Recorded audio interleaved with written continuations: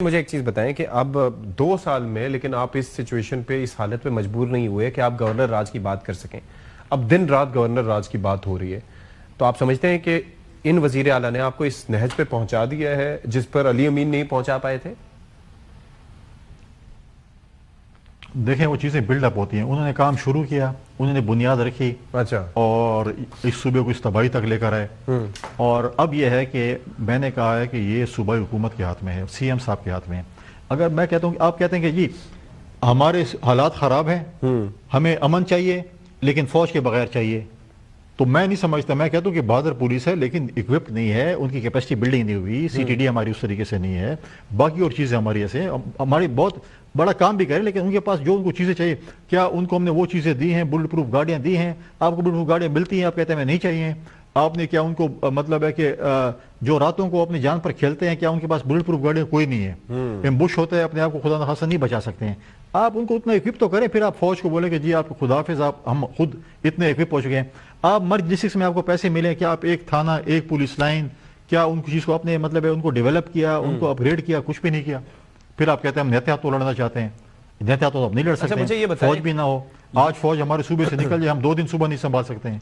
मुझे ये बताएं कि ये जो पाबंदी का मामला है पीटीआई पे, इस पे आपकी सोच क्या है कि क्या पाबंदी लगनी चाहिए या नहीं लगनी चाहिए?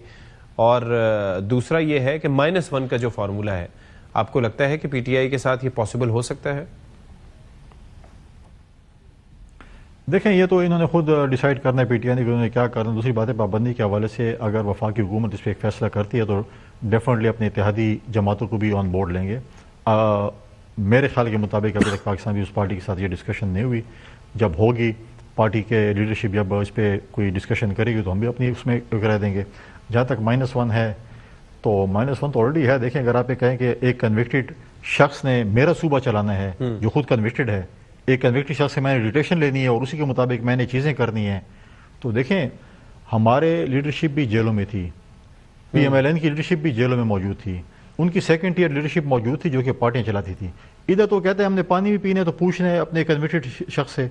अगर हमने ये भी करना है, हमने कन्विक्टेड शख्स से पूछना है, मुलाकात नहीं हुई, हम कुछ नहीं करेंगे। लेकिन अगर रिमोट कंट्रोल ही सही, पार्टियां चलती हैं, कंट्रोल जो है वो आपकी तो उन्हीं के पास नहीं, है। अगर नहीं, आपकी पार्टी में तो इतनी मतलब है कि आपने पार्टी की कैपेसिटी बिल्डिंग ही नहीं किया है कि आप अपोजिशन लीडर ही अपना नहीं ढूंढ सकते हैं। आप इंपोर्टेड अपोजिशन लीडर्स बनाना चाहते हैं।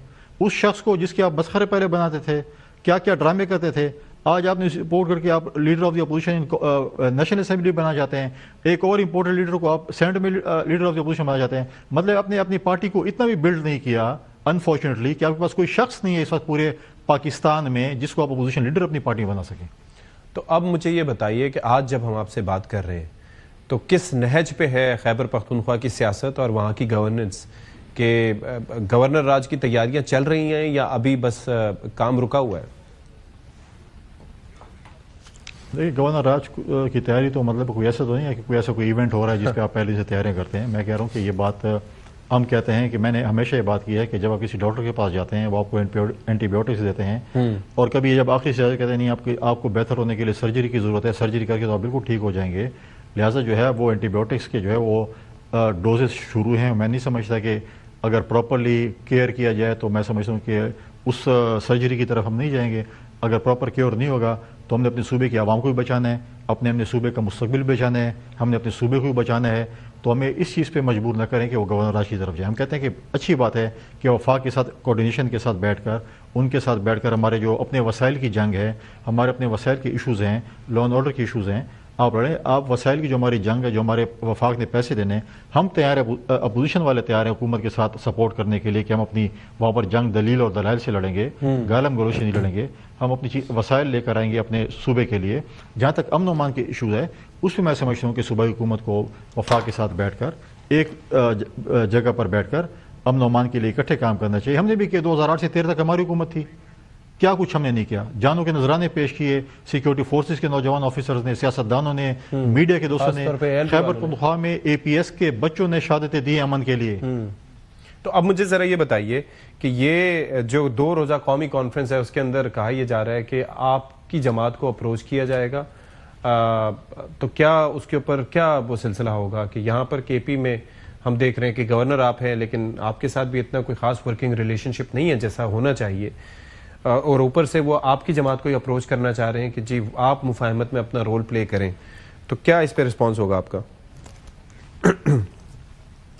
देखें, अगर पार्टी की नुमाइंदगी तो पार्टी करेगी। मैं जब पिछली दफ़ा जब जिरगा हुआ था तो पार्टी को भी जो है इनविटेशन थी, पीपल्स पार्टी का अपना डेलीगेशन किया था। एज ए गवर्नर उन्होंने मुझे इनविटेशन दी थी, मैं एज ए गवर्नर उनके पास गया था और हमने एक पॉजिटिव रिस्पॉन्स दिया था। पूरी पॉलिटिकल पार्टीज उस जिरगे में मौजूद थी, बाकी स्टेक होल्डर्स, मतलब है कि हमारे सिविल सोसाइटी के लोग भी मौजूद थे। स्पीकर साहब को चाहिए कि उस चीज़ को भी आगे बढ़ाएं और जो अप्रोच करेंगे अब देखते हैं कि पार्टी क्या जवाब देती है। इनको तो हमेशा ये वतीरा रहा है, ये क्या उम्मीद रखते हैं लोगों से। इनके पास जब भी कोई जाता था ये कहते थे नो, वो एक क्रॉस लगा हुआ था कि 1 वे ट्रैफिक है। हम कहीं ये कहते हैं हमारे पीछे अगर आप चलेंगे तो वेल एंड गुड, हम किसी के पीछे चलने को तैयार नहीं है, हम किसी की बात मानने को तैयार नहीं, किसी कॉन्फ्रेंस में जाने को नहीं। हमें ने इनको कहा था कि चार्टर ऑफ इकोनॉमी करते हैं, चार्टर ऑफ जो प्रॉस्पेरिटी करते हैं, चार्टर ऑफ डेमोक्रेसी को आगे लेकर चलते हैं। ये तो हर किसी के लिए तैयार नहीं थे, ये तो कहते हैं हम कुछ भी नहीं है। आज ये कहते हैं आप हमारे पास हैं। ये 2 वे ट्रैफिक होती है, 1 वे ट्रैफिक नहीं होती। उसके बाद भी पार्टी लीडरशिप ने डिसाइड करना है कि वो क्या करते हैं। चलें, thank you so much Faisal Karim Kundi साहब, गवर्नर खैबर पख्तूनख्वा, आप हमारे साथ थे।